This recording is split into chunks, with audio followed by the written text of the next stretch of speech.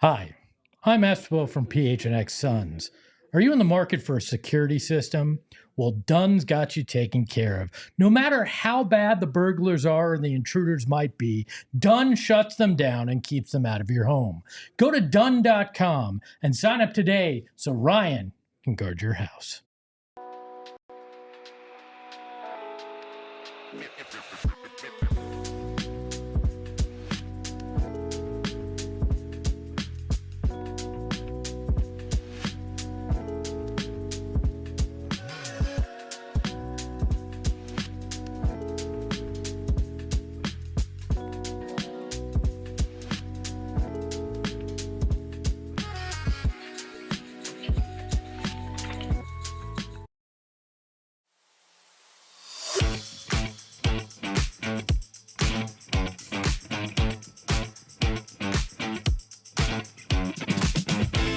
What's up, everybody? Welcome into another episode of PHNX Suns Podcast presented by Bet365. Download the Bet365 app, use the code PHNX365 when you sign up.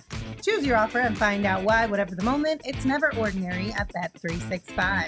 I'm Lindsay, that's Gerald, that's Steven, that's Espo. Eric is with us behind the Mac today. Gentlemen, how are you feeling after last night's dub? Tootie weather. We're in fall, baby. I'm feeling great. Okay, I'm sorry. Hold on. You said hoodie weather. Did anybody else hear tootie weather? I heard hoodie weather. Oh my God. I was like, what is that? I heard hoodie. It's fine. Okay, well, then it's me. Big win. It's my kid's birthday. I got to wear a hoodie because it's nice out. Happy That'll birthday, make me better. bro. Happy birthday. Not bro. a lick of purple on today. No, I had to get that out of my system for today. Oh, yeah, Gerald, you missed it. The purple pants And the shoes. And the And the bucket shoes. hat. And the orange eyebrows. glasses. And the eyebrows. and the eyebrows. Seems like you didn't miss it. And the It's saxophone a on the lot. table. I feel like I all was of there it. now. It's a lot. All of it. Yeah. Yeah, the saxophone on the table may have been a step too far. So. I actually thought it was kind of funny. That I'm not mad at. Surprisingly enough, I support that one, Espo. All right, well, it's a great start to our week because the Suns tipped us off yesterday with a win over the Lakers. The question now is that now that we are a week into the NBA season, is there a new Suns team in town? Is this new identity Suns real? Or are we going to see some old habits die hard? That's the big question. So let's talk about it. Have the Suns shifted their identity and their approach from last season?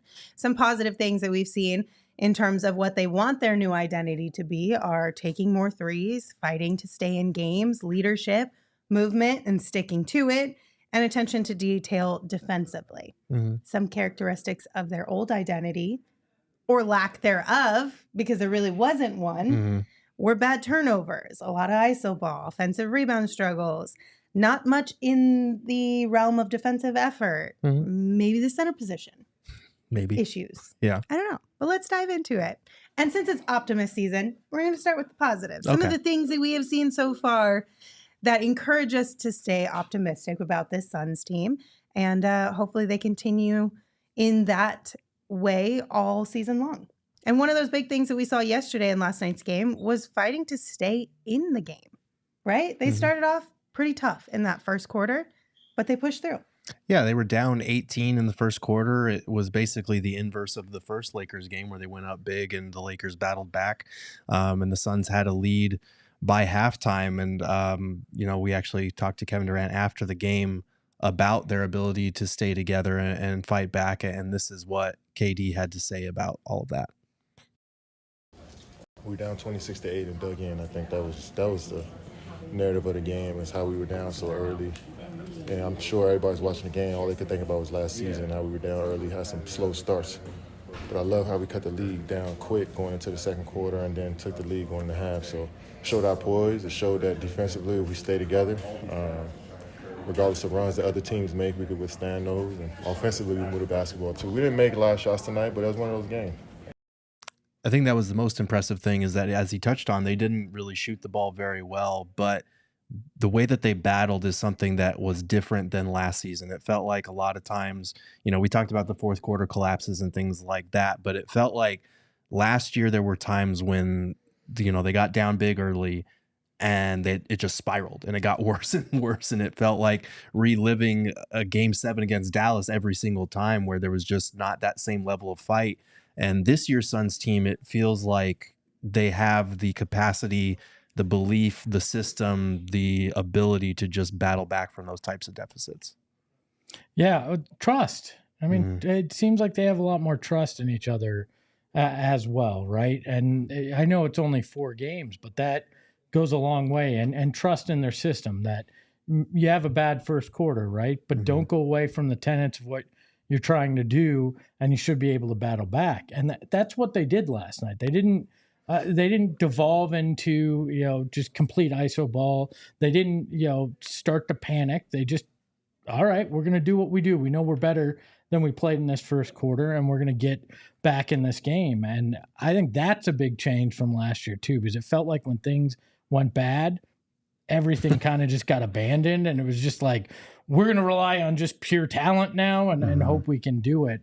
And I feel like that's a lot of belief in each other and belief in that system. I was going to ask, to that point, do you think that's a lot to do with chemistry, that you actually have some now? Or actually have a system?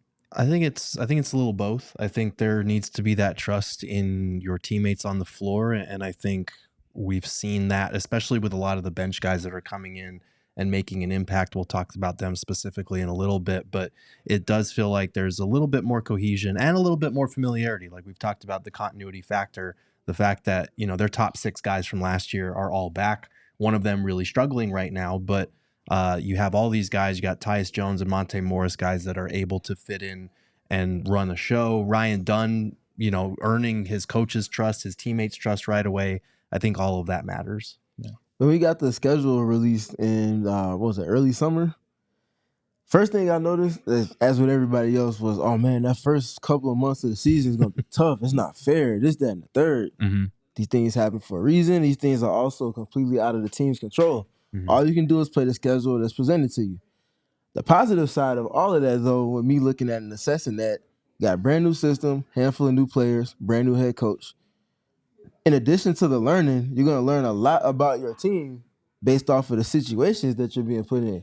You see your early portion of the schedule, and you see you got the Clippers twice and the Lakers twice. Those 2 teams might not be as great as they were in previous seasons in recent memory, but there's still going to be a level of play that you're going to have to be at to beat them regardless. Even if Kawhi Leonard's in or out, Anthony Davis in or out, whoever it might be. Those coaches and those players on those teams have a lot of experience. There's winning experience there. You get to test yourself. And I think that was a lot of the positive that I took away from it. And needless to say, through these first 4 games, we've seen a whole lot of that. We've seen them put in different situations, playing with the lead and losing it, playing without the lead and coming back, in between against the Mavericks, and then ultimately, adding on top of what they established. We're learning a lot about this team, and I think some of the biggest takeaways have been that they're trusting and believing in everything that Mike Budenholzer is establishing, and whether they're up or down or in between, they're sticking to his principles, and I think there's no better sign or tell for buy-in than just that. And resiliency, too. Things snowballed last year. Let's just be honest. And you had a game on Friday that very much felt like that, the Lakers game, where things snowballed, and then the last 2, they've held their own in it. So I'm glad there's some resiliency early on, because I think it could have broken the team and broken the rest of us if there hadn't been, right? I mean, it took 1 loss for the fan base to be spiraling. So, I mean, to be fair, we did blow a 22-point lead, and that wasn't very fun. No, it wasn't. It wasn't at all. And it was very worrisome because it was a lot of the trends that we saw from last year. Right. But to our point that we said in that post-game show and have been saying ever since, got to give it a little bit of time. And the last 2 games, again, it's only 2 games as well, so we should bear that in mind. But the last 2 games, they've taken positive steps in that regard. Yeah, 100%. I mean, it is a small sample size, but at the end of the day, that's all we have to work with. Yes. So, come on, small I would sample love size to tell theater, you that baby. there's more, but we're just going to have to wait and find out, really, at the end of the day. But Coach Bud did talk last night that they leaned a lot on their defense to battle back, and here's what he had to say. Yeah, I mean, I think just the toughness, the edge that the guys are, developing and growing, the competitiveness, that's what we talk about, competing. When you can, take a punch like that in the first quarter, lean on your defense to get back in it, really lean on your defense the whole night. That's, I feel like if we can develop a defensive identity, a defensive toughness, we'll just keep working and trying to get better on the other end. But having that edge, that competitiveness on defense, I think tonight, really stood out. I feel like they've fully committed as much as they can within 4 games, right? Or at least the idea of committing to defense is there this year. Where last year, I think you could question it a little bit. How much? And look, I get it. The Ryan Dunn love fest is at peak, right? I mean, you've got national guys saying he's going to be rookie of the year. Kevin O'Connor losing his mind, our friend over at Yahoo Sports, about this young guy. And I get it. There will be rough patches. He's a rookie. But how much has his effort on that defensive end and his fellow blue-collar boy, and Royce O'Neale, how much does that effort from those two guys spur the rest of them too? Because Ryan Dunn's a piece you did not have last year. Royce O'Neale's a guy that wasn't there at the beginning of last year. And I feel like part of this toughness has to be a nod to what they're doing. It is. And that's what the puzzle piece keeps coming up for me, because those pieces help to kind of shape everything else around them, the other 3 players, especially when it's both that are on the floor. And you feel the identity piece that Mike Budenholzer is speaking to, it feels like it's more firmly established, at least when Royce is on, but especially when he's on with Ryan Dunn, because there's a lot of cat and mouse that they play defensively, not intentionally, but one player starts on the possession and then the other one just picks up the baton, and the other 3 players take that bar that's being set and they meet it.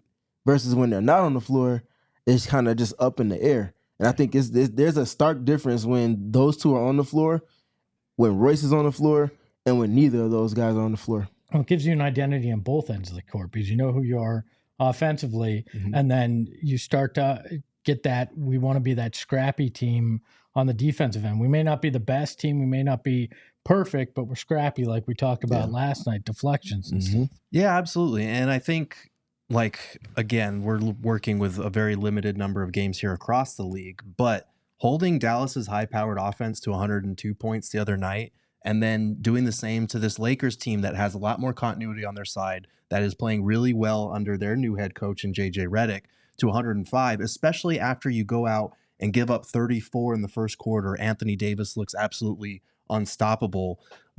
Their starting unit has really not figured things out so far. They've been statistically horrible when you look at their net rating and all that stuff, but the Suns are still 6th in the NBA in defensive rating so far, and that's a testament to what some of these bench guys are coming in and doing. That's a testament to Mason Plumlee stepping up last night and getting, closing out that game over Yusuf Nurkic. There are definitely still things to figure out, and there are definitely still areas where this defense is going to have to improve based on whichever team they're playing in a playoff setting. But the fact that they are buying in, that, you're seeing Royce O'Neale make that block at the end of the third quarter against the Mavs. You're seeing Bradley Beal strip, I forget who it was, but it was a 3-on-1 fast break for the Lakers. That you're seeing Devin Booker making these crazy out-of-bounds saves. Those are the types of momentum-shifting defensive hustle plays that are infectious, they're contagious, and that helps you build an identity as you continue to stack plays like that. I think it helps too that there are more quote unquote defensive minded players on this team, right? Last year it was mostly KD, Josh Okogie, and then Royce O'Neale, of course, but you don't have a full entire season with Royce O'Neale, so it's not quite the same. Right. Now you've got KD, Josh Okogie, you're going to have a full season of Royce O'Neale, and you got Ryan Dunn, who you add in a defensive mentality plus a youngin, that's double whammy right there. So he basically counts as 2 additional guys in my book when it comes to that. And it becomes, like you said, contagious. What was Monte Morris talking about last season? He didn't want to be the weak link coming into a team whose identity was all about defense. When you have more of those guys, it becomes easier for it to trickle down to the rest of them. And that's not to say that last year everybody on this team not named Kevin Durant and Josh Okogie were complete scrubs defensively. I'm not trying to say that at all. But it does take it up another notch. It adds a little level of maybe some competition, almost, if you will, of who could be one of the better defenders of the night. Yeah. They're competitors at the end of the day. Right. They take all that stuff personally. So. Absolutely. And I think Ted Offensive hit it in the chat as well. Brad's defensive plays aren't getting enough attention. I thought he was really good, really engaged, really communicative last night. Shutting down LeBron James, everyone's going to look at Ryan Dunn and Royce O'Neale, but Brad got a brunt of that as well in terms of being what LeBron's primary assignment with the starting five. And he did a really good job, despite the fact that he says he's lost around like 20 pounds compared to last year. Last year, they were putting him on Zion. I don't know if you're going to be able to get away with that with this version of Brad, but like defensively, there is that buy-in, and it helps when it comes from the top. Like Ryan Dunn, Royce O'Neale, those guys coming in and making that impact is huge. But you need your top guys to do it as well. And we've seen that. Kevin Durant had 4 blocks last night. There are still areas where the starting five is going to struggle defensively. We've talked about that with Tyus Jones being undersized, Nurk being off to a brutal start to the season. But there's definitely things that they can build on here. Yeah. Antonio in the chat said Jones is a good defensive player as well. We've got a whole bunch of them on this squad this year, and it's great. We're going to continue to talk about that on the other side. But first, we're going to take a quick break. At Gila River Resorts and Casinos, no one does it better.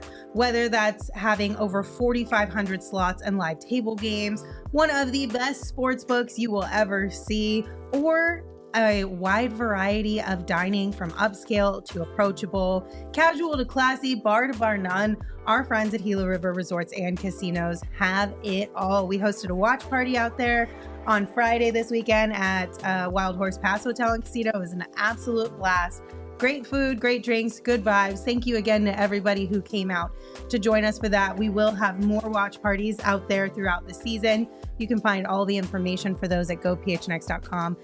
The events tab. But right now at Gila River Resorts and Casinos, earn entries for Ferrari Fortunes every Friday at 7 p.m. Winners are drawn for cash prizes and free bonus play. The grand finale will take place on November 1st at Wild Horse Pass, where one lucky winner will win a Ferrari 488 GTB. You do you at Gila River Resorts and Casinos. Visit playatgila.com for more details. Look, when you're looking for new flooring, there's one place you got to go. It's our friends at Empire Today, because you get a shop at home convenience, the right product for your needs, quick professional installation, and a price match guarantee. What more could you ask for? They are the best place to get new flooring. So, of course, they're going to have copycats, but Empire Today can't be beat on quality, service, and speed. They won't promise the lowest prices, because anyone who does that is putting flooring in your home that they wouldn't put in theirs. It's not the quality stuff. It's the stuff that probably smells or something. You don't want that. So schedule a free in-home estimate today. All our listeners and viewers can receive $350 off discount. $350 off discount when they use the promo code PHNX. Restrictions apply. See empiretoday.com/PHNX for details. All right, everybody, make sure you hit that thumbs up button if you're here with us on YouTube. Before we continue on the conversation around defense with the Sun Squad, I do want to acknowledge we have a super chat from Michael. Mm-hmm. Michael, we will get into that topic later on in the show, so hang with us. But thank you for sending the super chat. All right, we did get a cool stat about Ryan Dunn today from Stat Mamba on X. They said Ryan Dunn is holding All-Stars to 26.3% field goal percentage when he is the primary defender this season. Mm-hmm. You love to see that from a rookie whose defensive assignments have been pretty tough to start his very first season in the NBA. Bless his heart. Yeah. But he's shown up to the party every time. He's gotten LeBron, Luka, and LeBron again, and James Harden in the first 4 games alone. And it hasn't always been perfect, but like that number speaks for itself. And the fact that last night he made a couple of impact plays defensively, the shot clock violation that he almost single-handedly forced, the way that he was fighting through screens and just absolutely refusing to let anyone else take this assignment. Like, this is mine. I got this. The weak side block he had on LeBron. Like, this is a guy that was his idol growing up, and now he's out there guarding him and doing a great job taking the contact and not backing down a single inch. Luka kind of got him in foul trouble in the Dallas game, but he was still able to make impact plays when he was matched up with Doncic. So I couldn't be more impressed with the defense, and I knew the defense was going to be good. But just this level of readiness right now, Book spoke to it after the game in terms of like his body is ready now. He can defend these guys now. He doesn't need to put on muscle. He doesn't need to get stronger.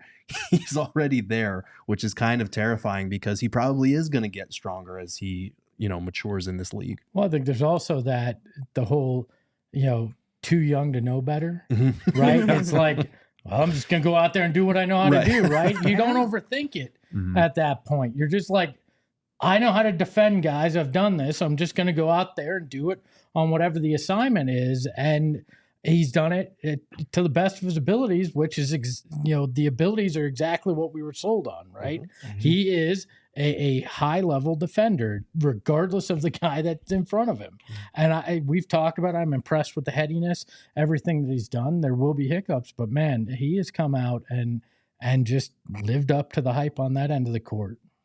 The Lakers with J.J. Redick, one of the things that he talked about and kind of gave his hand away on the podcast, Mind the Game, talked about his affinity with inverted pick and roll. So a traditional pick and roll, a bigger player screening for a guard typically. Inverted pick and roll is the inverse. You got a LeBron James or Anthony Davis getting screens by Austin Reeves or someone like D'Angelo Russell. The instance I'm thinking about, D'Angelo Russell being guarded by Tyus Jones, goes to set a screen for LeBron. Obviously, they're trying to target Tyus Jones like we've talked about ad nauseum.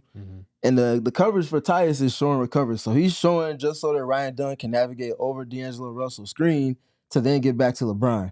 Now, typically in that scenario, you can see the relationship between the defenders. It's like, okay, thanks for holding it over for me. Ryan Dunn navigates the screen and he's like, get out of here, like move. I got this. Like, it's that type of fervor that he defends with. That it hits differently. Just in watching, yet alone actually looking at the film and seeing it over again. Yeah, let's be honest though. When you can run through a screen that's set by Austin Reeves, there's a little extra motivation, right? Just go plow right through it. Gerald, you notated this in your article over at gophnx.com today, 5 reasons for optimism to start the season. But it was a quote from Bud about Ryan Dunn. And Bud said, we've talked a little bit about trying to develop a defensive identity, a toughness, a competitiveness.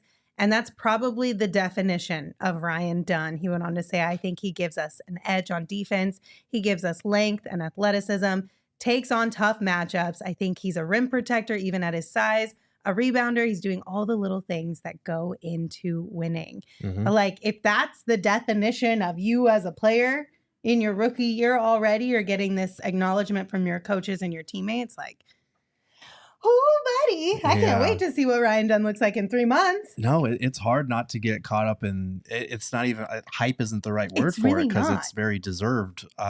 He's going to make mistakes, Bud and the rest of the guys have been saying, like preseason and regular season are very different. Like this guy is going to make mistakes. He's a rookie. He's going to hit the rookie wall, probably the shooting. There's going to be highs and lows this season, but they're all very confident in his ability to stick with it and get through that. Because Ryan Dunn's approach, and we've asked him about this multiple times, it's always been like, my job here is to be a good defender. It's to take the hard defensive matchups. It's to make hustle plays. It's to bring energy. And if I can be confident and knock down shots on the other end, even better. And that's all that the Suns could really ask of him because like we've been saying since the offseason, this guy just needs to be in the mid-30s with his three-point percentage for him to be able to make an impact. The fact that he's above 40 right now is just an added bonus. And as long as he sustains that, like, yeah, he is going to be in Rookie of the Year conversations. He is going to be steal of the draft territory. I could not be more impressed with what we've seen from him so far. Go ahead. I was just going to say, he also, you're talking about the support of his teammates. I mean, that's what you need when you hit that rookie wall. And our 2 rookies will realize that at some point this year, and we'll lift them up. But I love the attention that his teammates are giving him and the early praise and feedback because young guys can feed off that, right? And can really use that to keep them motivated. And I think they've done a fantastic job of that. So, Gerald, you mentioned Rookie of the Year when talking about Ryan Dunn. Yeah. Chat has been all over it, too. Just want to put this out there. Before the season started, I'm pretty sure Ryan Dunn was a plus 6,000 on Bet365 for Rookie of the Year. You want to take a guess as to what he is right now? He was plus 6,000? He was plus 6,000, I'm pretty sure. It was either 6,000 or 4,000, but I'm almost positive it was 6,000, and KD MVP was something around 4 or something like that. Plus 450. Not quite. Plus 500? Nope, a little higher. Plus 1,600. They're still sleeping on him. That's a huge jump, though, from plus 6,000 to plus 1,600 in 4 games. There's still good and it might money not to have be even made. been 4 games. This might have changed before last night's game, too. Like, he is 7th on this list right now. That's incredible. As odds go. And it's I'm not just high enough. saying, Go. it's not outside of the realm of possibility with this guy. There's money to But I be digress. made. There is money. That's all to be I made. hear right there. Exactly. Shout out to everybody who got in real early at those super, super high odds. Yeah. All right. Another guy that we got to give some love to, Steven, one of your favorites on this team, Royce O'Neale and his contributions. The big question I have around Royce and even Ryan Dunn a little bit with the rookie wall thing, is it sustainable? Can we expect this to be all season long, what we're getting from these two guys? I'll preface with saying I'm appreciating transitioning from one blue collar boy to the next. Mhm. That's A+ sequencing. Daps all around for everybody involved. We scripted that out. Yeah.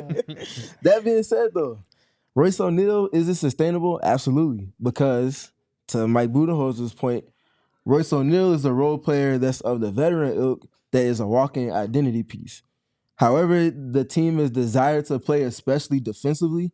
He's typically going to be one of the players that, though he's not a traditional defensive anchor per se, like a Shaquille O'Neal, et cetera, he is an identification marker that always brings that requisite level of activity, whether it's switching, holding up in a post to specific coverages versus specific players. He's going to bring all of those things, and that's a rallying piece like we just got done speaking to with Ryan Dunn. And in addition to him, with also Iguodala at times when he's gotten into the games. Royce is the keystone piece that brings those things that you desire to see on consistency from Ryan Dunn. You've talked about that a lot. I thought it was funny that he kind of took a kin to Josh Okogie in training camp because I always thought it would be Royce O'Neale. Nonetheless, you can still see the similarities between both, but I do think they'll eventually get to the point where he starts exuding those same qualities. Yeah, why I think it's sustainable is you're not, Ryan Dunn, the shooting has been a little bit of part of why he's been so good. But with Royce, it's the little things. It's not because he's going out there and he's now a flamethrower, and we know he's streaky shooting. The things he's doing, you're not going to lose at any point, because you're streaky in any way. They're just the little things that you do night in, night out. And now that they're deeper, you can afford for him to just focus more on those, right? There's other pieces that can do some of the scoring, can be those different things. And sure, he'll still shoot, but he can be the guy that brings that energy, that is in those passing lanes, that just does the little things. And that's why I think Royce isn't going to slide back in this. I think this is really sustainable. We tried to tell you too. I like the whole theme of my season preview on him was he's going to be underrated. People are overlooking the impact he's going to have in a full season here. And I was sad because a lot of the returning guys, there wasn't as much interest in them. It was one of the lowest viewed YouTube videos we did of the season previews. But that is perfectly fitting for Royce O'Neale because his impact consistently goes under the radar. And to your point, Espo, he hasn't really shot the ball that well yet. That's why I'm encouraged by how sustainable this is, because he's been able to make an impact on both ends despite shooting 40% from the floor and 33% from three so far. Once he's on the upswing in terms of, that occasional streakiness with his shot, you're going to notice it even more than you already are.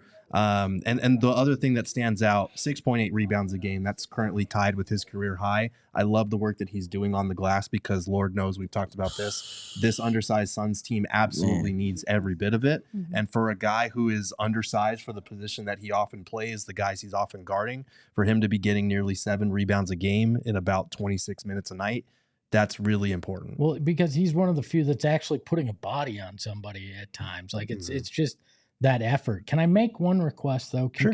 Can Coach Bud, when it comes to Royce, make a slight adjustment to his offense where I don't want to see him try to make a layup or a driving bucket anymore? Can he just have the mid-range if it's open? Can we just allow that? Because it's painful when he tries to do that. It's the one thing that drives me nuts with him. And you know what, Gerald, to your point, going back to that, I think one of the reasons why maybe Royce does go under the radar is because the streakiness of his shooting is that when it's on, everyone's paying attention to him. But then when it's off, you kind of just it's not as much attention paid. And so that might be one of the reasons why everything else goes under the radar when it comes to him. Another positive that we've seen from this year so far seems to be a good habit is attempting more threes per game. Even though last night technically was a little bit lower at 36 attempts, we're still seeing solid attempts when it comes to shooting from deep. And this is crazy. This was without Grayson for a lot of this season already. There's room for growth in both attempting and making threes for this group. And we've already seen that Purple Rain is definitely the strategy here. They are going to let it fly. Yeah. I mean, there we go. They're currently 13th in the NBA in 3-point attempts. They're taking about 37.5 a game, which is up nearly 5 per game compared to last season's average. That's a good start. Like you said, I think they can continue to build on this and get that number higher and higher. You look at their 2 games against the Lakers, they didn't take a ton, and I think LA did a good job with their defending in that way. We've talked a little bit the first couple of games. It felt like the offense devolved a little bit, got a little bit stagnant, and that's part of the early season learning process, feeling out, okay, how are we going to function when teams take away our primary action? How are we going to get into our second and third actions, get to the paint, kick it out, and generate these types of threes that we want to have? So I think they're still building that. Clearly they're not the Boston Celtics yet, where they're coming out and just taking 50 threes without thinking twice about it. But I think as they continue to build that chemistry, that number is going to get even higher. I mean, you got to start somewhere. Yeah. And Steven, you watch the film, Gerald, are they forcing too many? Is there such thing in this kind of offense as forcing a 3-point shot? Or is it just fire at will when it comes to these with them? Because I'm trying to find that balance. Every once in a while you look at it and you go, was that really the best shot there? But then you also understand it's a high volume playing the percentage game too. I think before I answer that, you mentioned the Celtics. It's important to think about them because when you're watching them generate the 3-point shots that they make, they're seeing multiple different coverages. Obviously, they have the Jays spearheading everything that they do, Tatum and Brown. They get a lot of switches, but the cadence at which they counterpunch the coverages that they see with a pass here, a cut here, a paint touch there, that's the layering of the process and offense that the Suns have to get to. In that sense, they're definitely still playing catch-up. You hardly ever see the Celtics offense hit like a snag. It's switching, cool. We get one cut, that distorts your shell, and now we got somebody replacing that cut. It's going to hit them, or we're playing through it in different ways like that. I think that's the next step for the Suns, but right now I don't feel like they're forcing it. I think they're still trying to iron out the kinks if it makes sense. Yeah. You can get double teams with Kevin Durant getting the ball and pick and roll sometimes as well as in the post. Can we use his bounces as a trigger to trigger a double team? And now it's about making a pass with the right timing after that. Those are a lot of the scenarios they got into yesterday with the Lakers game. And I felt good about it. I think they're in a good place in terms of the shot quality of 3-point attempts that they're generating. Now it's just a matter of, can you do that when teams are throwing this myriad of defenses against your best players? All right, guys. We talked about some of the positives. On the other side, maybe a few areas where we've seen old habits kind of creep back in, and we'll talk about how worried we are about that. But first, a quick break. If you were intrigued about the odds for Ryan Dunn on the Bet365 app, now's a great time to sign up because whatever the moment, it's never ordinary at Bet365. And right now, when you sign up using the promo code PHNX365, you just got to deposit $10 and then you can choose between either a bet and get offer where you place a bet of $5 or more and get $200 in bonus bets. So $5 on Ryan Dunn Rookie of the Year, $200 in bonus bets in your pocket, or a first bet safety net offer by placing a bet up to $1,000. And if your qualifying bet loses, you will receive a matched refund in bonus bets. Download the Bet365 app today. Use that code PHNX365 when you sign up. Choose your offer and find out why, whatever the moment. It's never ordinary at Bet365. Disclaimer, you must be 21 or older and physically located in Arizona. If you or someone you know has a gambling problem and wants help, call 1-800-NEXT-STEP or text NEXT-STEP to 53342 or visit problemgambling.az.gov. One of my favorite places to go lately has been Chicken and Pickle. Why is that, Espo? Oh, well, let me tell you why. Because they have an unbelievable indoor-outdoor entertainment complex that includes a casual chef-driven restaurant, a sports bar, pickleball courts. They've got a little of everything, but you know what they're going to have? on November 7th. No, me don't. They're going to have a trivia night that we're hosting. Hey! So you got to come out there and be with us at Chicken and Pickle on November 7th. You can go to gophnx.com to sign up for that. Oh, me do that after show. Well, good, Nookie. I'm glad you will. So I think you should come out for that. You should go out there and play some pickleball, try the food. It is one of my favorite places in the Valley to go. That trivia night again, Thursday, November 7th, 6:30 to 8 p.m. out there at Chicken and Pickle. Our friend, the mayor, Derek Montilla, will be your host with the most out there. So head to chickenandpickle.com to see all the fun you can have at their Glendale location. All right. Some areas where we've seen a little bit of slippage, some things we want to keep an eye on. We will use Steve Keim's School of Drinking to get us into this one with their super chat. They said, That's with an Nerds advanced trade degree. values so low, who are trade candidates to be traded to upgrade the 5 spot? So, one disclaimer, we're going to make Gerald dive into that at some point in time, but not today. But we will talk about Yusuf Nurkic and the center position because it has been an area that has caused some struggles in a few of these games. Yeah. I'm trying to be polite. That's one way to put it. Yeah. Can I take this for a Yes. second? Sure. I'm frustrated with this whole storyline when it comes to Yusuf Nurkic, and this is not me defending him.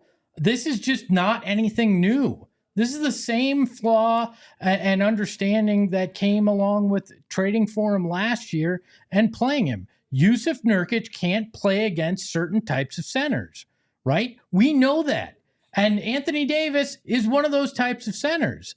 You know that he's kind of like that hole in the wall restaurant. Sometimes there's really good ones, sometimes there's really bad. There's no in between when it comes to Yusuf Nurkic. And to me, this is more about, and I've talked about it on the program, finding complementary centers that can make a rotation than it is about having to replace Yusuf Nurkic with some all-everything center. Because this is a dilemma that a lot of teams face with their big man spot. This is not something unique to the Suns. Unless you have a unicorn that you're playing at center, you have to have multiple guys depending on the style of play you're going up against. And the Suns haven't figured that out fully because I love Mason. He's not that guy. You're not going to play him massive minutes all the time. And Oso's too young so far to be that guy in that rotation. It drives me nuts because this is a glaring flaw that we've known for 14 months now. Yeah, I think I understand the consternation over it because this Yusuf Nurkic that we're seeing these first 4 games is not the Yusuf Nurkic we saw for most of last season. Like, we knew that Yusuf Nurkic had flaws last year, but the Suns were still outscoring opponents by like 9 points per 100 possessions when he was on the floor last year. So by and large, he was still helping you win. So far this season, he's been a detriment in 3 of the 4 games. I think they've been outscored by 18 points per 100 possessions with him on the floor these first 4 games. And that is a small sample size. And to your point, Espo, 2 of those 4 games were against the Lakers, against Anthony Davis, who is playing better basketball than pretty much everybody in the NBA right now. That's a tough matchup for him. I think he's going to be better than what we've seen moving forward. But you're right, like a lot of the glaring flaws that we know could be a problem against better teams, we have seen those. So that is an issue for me moving forward is, yes, I think Nurk is going to play better than what he's shown in the first week. Yes, I think at some point, hopefully a couple of threes will fall. That will help his confidence. He'll be better defensively. He'll limit the turnovers a little bit more. But sloppy turnovers have kind of been part of the MO with him since last season. There are certain defensive flaws that even being a more mobile version of himself are still going to be a problem against certain teams. And I think you do need other options at that center spot. Mason Plumlee filled in well last night, but I don't know if you can expect that every single night. And Ryan Dunn is a rookie who's trying to get minutes right now. So there are still definite concerns for me on the center front. I feel like everybody goes trade Nurk, right? But I don't think that's what you have to do. I think you have to look at your other options and go, now that we feel a little bit better about 3-and-D wing spot, do you leverage some of those assets to go get somebody that can be part of a center rotation to solve that? Because again, Nurk's not going to be your answer every night. It's clear that the Suns are not going to be a team that can afford one specific piece to change everything for their center room. Right. it's very much going to be by committee. So for those of you that have this kind of pie in the sky idea and thought, for multiple reasons, it's not realistic and not going to happen. That being said, to your point about it being by committee, I do feel like they can certainly use another piece in that front court group to help stabilize everything else in succession. Mm-hmm. That's going to be hard to navigate. Yeah. Obviously, that contract for Yusuf Nurkic is one that, for one, is hard for teams to kind of trade for, but also what they're getting in return for that salary is not going to match what they would desire either. Mm-hmm. His stock couldn't be any lower going out of last season. It definitely hasn't improved with this early portion of this season. No. But like Gerald said, to his point, this is not going to be who he is even in 2 weeks. This might not be who he is by the end of this week. He's still in that, in terms of his rhythm, training camp mode because of the injury that he sustained. So I think some grace needs to be given as far as that goes, but grace with discernment. You know, his bar is only going to be so high in terms of how much he can drive this team to where they want to be ultimately. You just kind of have to steady the ship, rock out with it while you can, and then obviously have a contingency plan in place going down the line. On top of your point of him still kind of being in preseason mode to an extent because of the time he missed, Gerald, isn't he also still wearing a stent on his finger? Granted, I know it's not his shooting hand, but right. I'm sure that again, you might say, don't make excuses for Nurk, whatever, but right. Something similar to having to wear a mask or anything like that, it can affect you a little bit. Yeah, especially if, like you said, you've only gotten one preseason game. And again, I'm none of us are making excuses for him. Nurk even said, when I asked him about wearing the splint and whether he's comfortable with it, he said, no, I hate wearing this thing, but like no excuses. I just have to be better. But it is a little bit of adjustment, especially if you only have one preseason game with it on to kind of get used to it. And now you're in the regular season going up against Anthony Davis twice in the first week. Like that is a little tough. So I will give him a little bit of grace. I think he does have to be better with the turnovers. I think he's just got to make smarter plays and be more efficient in kind of every facet right now. But I do think it'll improve. I don't think it'll be this bad. And if it is a situation where you're going to have to trade him for kind of whatever you can cobble together to have a center by rotation committee. People in the chat are saying give Bol an opportunity. Bol is more of a 4. I thought heading into last year that he needed to be more of a 5, but after watching his game, that's not really suited for him. He can't be your defensive anchor. I think you're in trouble if you're looking at that as your solution there. No, if you're gonna have a lanky center, it's gonna be Oso. Yeah, it's not gonna be Bol. Mm-hmm. So one area where the centers have been okay this year is rebounding, but we could use some help from everyone else on that front. Mm-hmm. That is another area, specifically offensive rebounds, where the Suns team could step it up a notch by committee. Yeah, I mean, when you're undersized like this group, offensive rebounds are always going to be a concern. Second chance points are going to be a concern. I think in fits and spasms, we've seen them do a decent job on this front. But, a team like the Lakers that has AD, Rui Hachimura, this supersized jumbo lineup in the front court with LeBron there too, it is a tough task. And so they are going to have to, all of the other guys, not just the centers, are going to have to commit to just those effort plays, the boxing out, the gritty work that you need to do. And that's why a guy like a Royce O'Neale, like Ryan Dunn coming in and being able to do those things is so important. Because if you are looking at a closing scenario where you can't trust your starting center, where Mason Plumlee isn't the answer, where you need to go small, all of these guys are really going to have to rely on each other and make sure there's no weak link there when it comes to closing out defensive possessions with a board.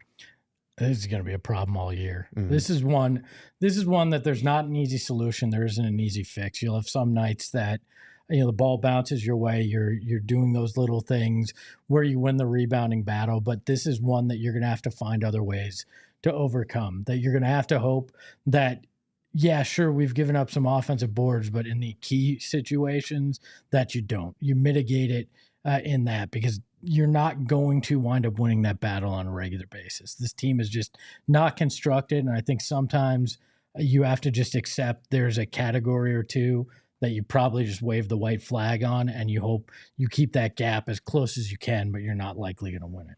And this is why, in addition to the big three being paid, the amounts of money that they're being paid to, there's such a precedent for the offense to be at a certain level.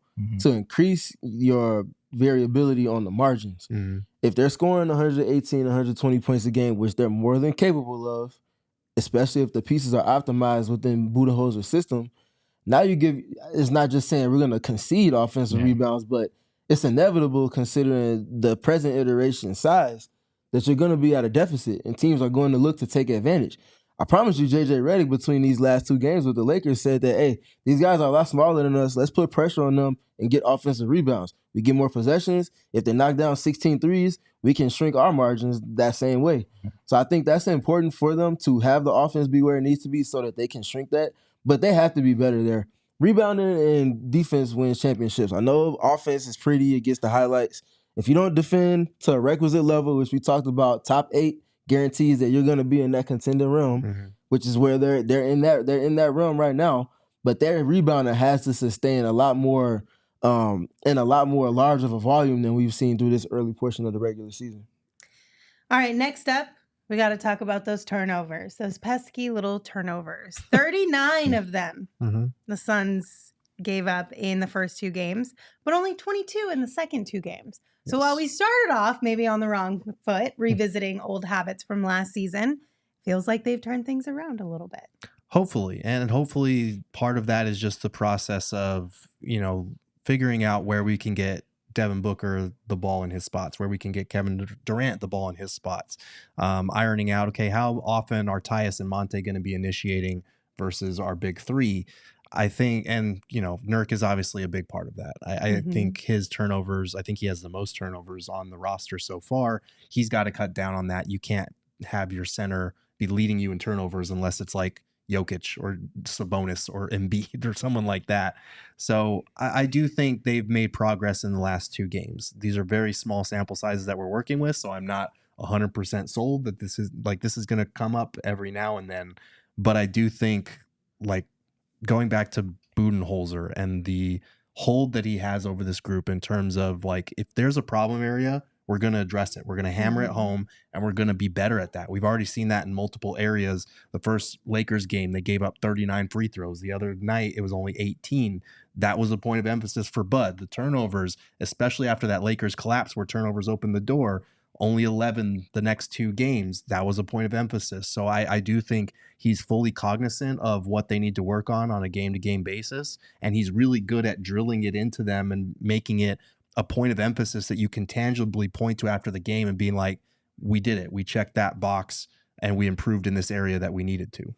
Well, Steven brought up a good point. It's how those turnovers happen too. He was talking about this the other night, and the live ball versus non-live ball turnovers. And I think you can accept sometimes that maybe it balloons higher than 11. You're into that 16, 17, maybe even 18 range. But if those additional 7 aren't ones that cost you in the live ball situation, you can kind of accept that. Maybe an over-aggressive pick or a guy steps out of bounds in the corner, those kind of things.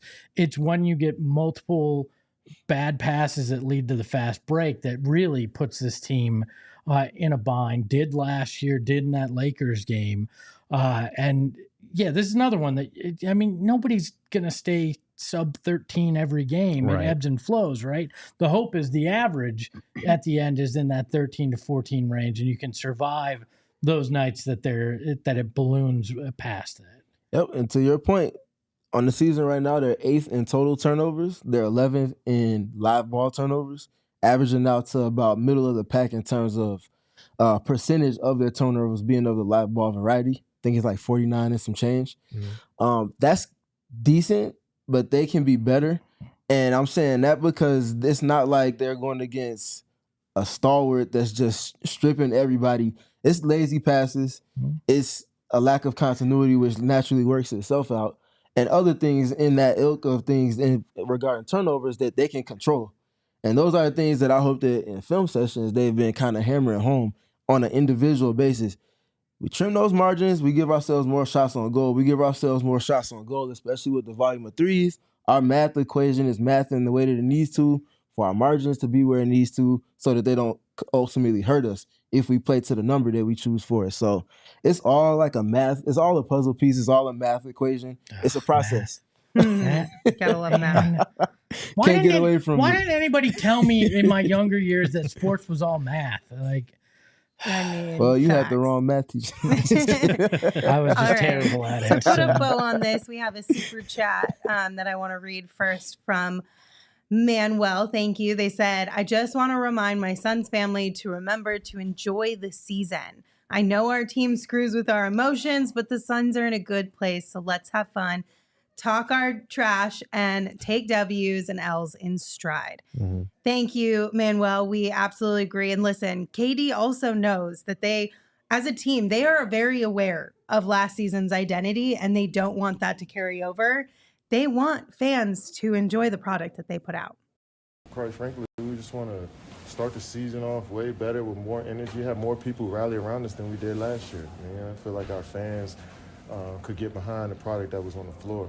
So each possession and moment matters to me, and I want to try to win every one of them. So at the end of the day, all we're saying is it's 4 games in, small sample size. We're seeing some positives, seeing some things we're going to keep an eye out on, but we're going to have fun along the ride. Mm-hmm. And so far, it's been good. All right, on the other side, we'll take a peek at some additional super chats and dive into some off-court things. But first, a quick break. Espo, are you going to Circle K on your way home? Yes. You should. You should go to Circle K. You should get yourself a Polar Pop or a Froster. You typically go Coke, no ice. Have you tried a Froster of just Yes. Coke? Because it's cold and there's no ice technically, so it doesn't get Yes. watered down.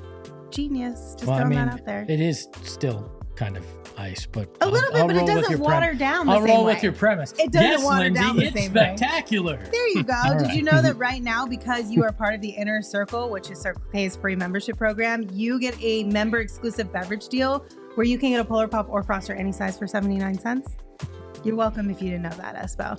Right now, you guys should absolutely sign up for the Inner Circle from Circle K. You're going to save 25 cents per gallon on your first 5 fill-ups. You're going to save 3 cents per gallon every single day, plus a ton of other member exclusive deals and discounts. So join Inner Circle for free by downloading the Circle K app today. Terms and conditions apply at participating locations. Visit CircleK.com for details. I'm just going to say it, Lindsay. That ad read was hard.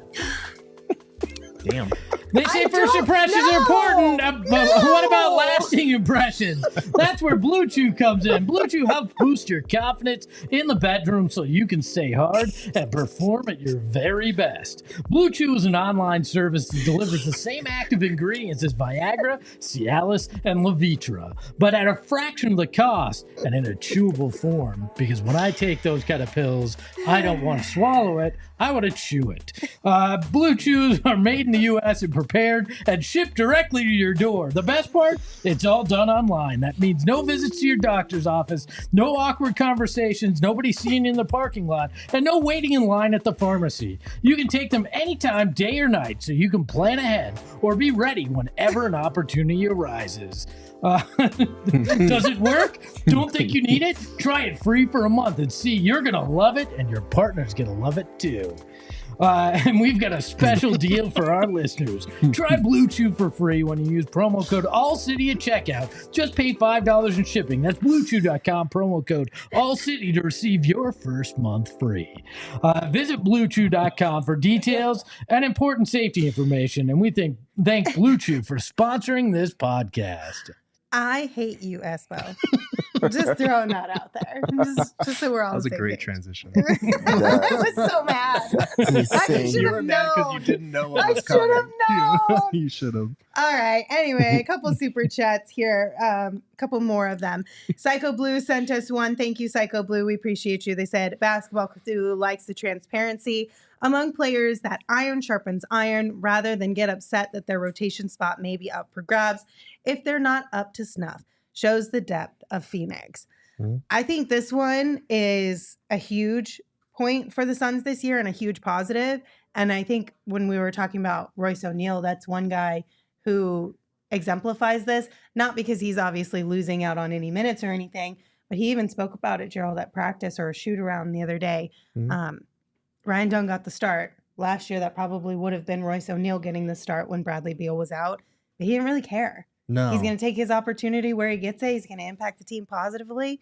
And if it's best for everybody, it's best for him. Yeah, it's funny because that quote, he said something to the effect of whether I'm starting, whether I'm coming off the bench, it's to go in there and have an impact. And I went back and looked at his very first press conference with the team, and it was like verbatim, almost the exact same quote. He's been very consistent on this, and I think that is an important attribute for all of these guys to have, because like we've been talking about, this team is a lot deeper. The competition for minutes is a lot fiercer. Like we were talking about Bol, what his role might look like. He's not even seeing the floor right now because of how well Ryan Dunn is playing.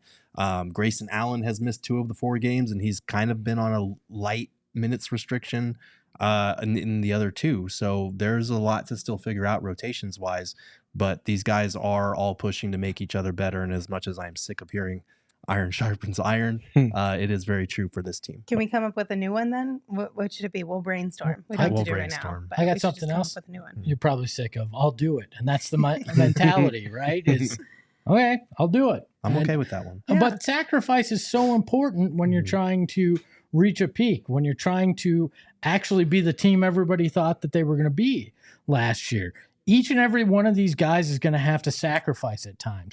And that's including Devin Booker. That's including Kevin Durant, because when you have as many offensive weapons in the kind of system that Coach Bud's playing, they're going to have to sacrifice every once in a while in terms of the shots that they get, how many points that they get. And then you got Royce O'Neale willing to sacrifice in terms of what his role looks like.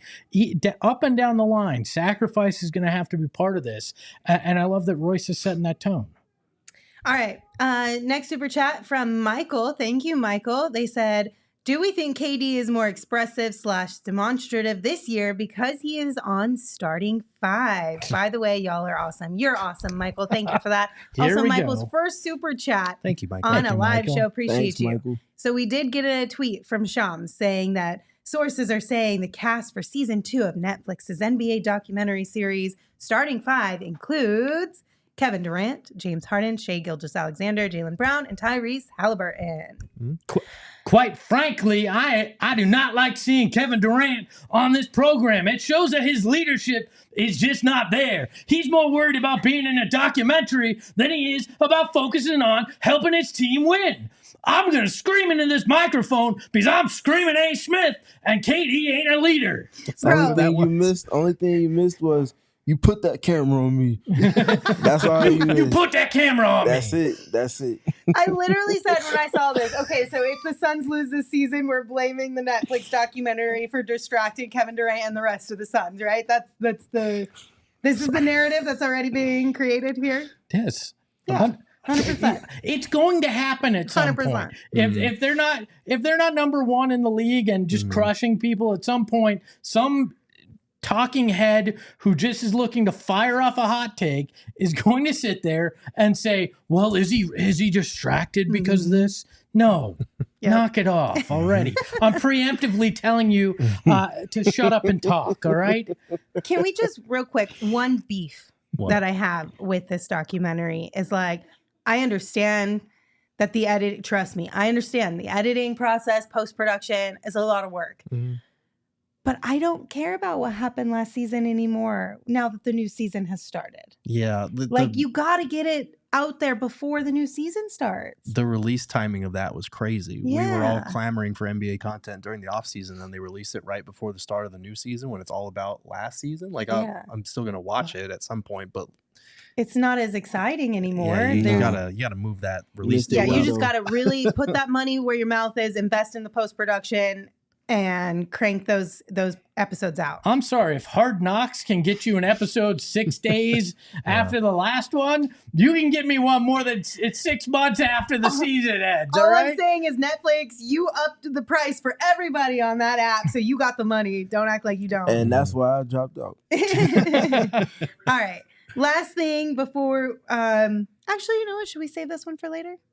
Sure. Yeah, you want to say that one? I don't know what it is, but sure. Yeah, we can do that. Last thing before we get out of here then is we want to remind you guys we have a bunch of cool things going on in the Suns space. First and foremost, we have a takeover for the Valley Suns. That's going to be on November 11th. It is their season opener. It's going to be an absolute blast. You can get your tickets right now at gophnx.com. Click the events tab. If you are a diehard, you will get a discount on these tickets as well. We also have a really cool one happening in December. We're going to a takeover at the Footprint Center for a Suns game on New Year's Eve, and we're going to be in a suite. It's going to be a really cool event, like Sweet. a whole thing. This will be like your New Year's Eve plans. You got them covered with us. Come hang out with Nookie Monster. I'll be in a tux. We're going to have a great You're gonna wear time. a tux? I'm going to invite Ray, the new Valley Suns mascot, a.k.a. Ginger Grimace, Right. to come hang out with us. It is going to be a vibe. Let me just tell you that. Yes. I have to find a absolutely. tux now because I just said that I out was gonna loud, say. so. So check it all out. Go phnx.com, hit the events tab, and while you're there, sign up to become a diehard so you get access to everything that Gerald puts out, written and video and everything else. It's spectacular content. Okay, thanks for being here. We appreciate you all. Hit that thumbs up button if you're on YouTube. Rate, review, subscribe wherever you get your podcast. And be sure to follow the show on social at PHNX_Suns. You can follow me at Lindsay Smith AZ. You can follow Gerald at Gerald Bourget. You can follow Steven at StevenPG3. And of course, you can follow Espo at Espo. Espo, take us home. Unlike Blue Chew, sometimes your center just don't work. Ahoy, ahoy. We all silly like the mayor.